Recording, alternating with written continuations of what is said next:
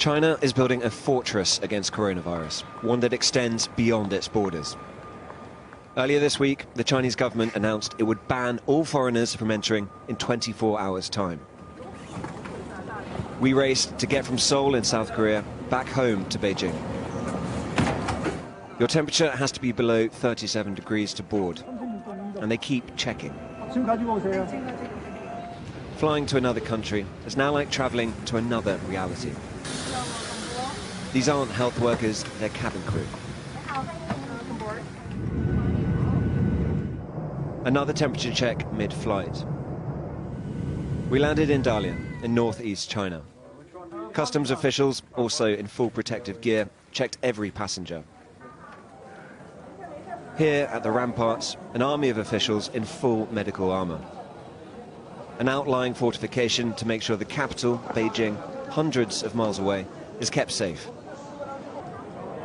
Every passenger was tested for COVID-19, including our producer, Michael Greenfield. Swabbing the back of the throat, then the back of the nose. It is as uncomfortable as it looks. We made it onto Chinese soil 4 hours before the ban on foreigners came into effect. So we made it into China about 3 hours before the deadline for foreigners getting in. It's a pretty comprehensive process when you do arrive here. First on the plane there are checks, temperature checks, and then everyone goes off the plane, has a health interview, and then you're given a COVID test yourself, a swab in the back of the throat, up the nose. My eyes might have watered a little. And now we're waiting to hopefully reboard the flight back to Beijing and people don't have symptoms. I've got a seat number here, that was my seat on the plane. This is where I'm sitting. Everyone's being told to sit apart, we've been given a meal. But they are taking this extremely serious. It's a very, very thorough, quite actually an impressive process. But we would not be going to Beijing, a new policy.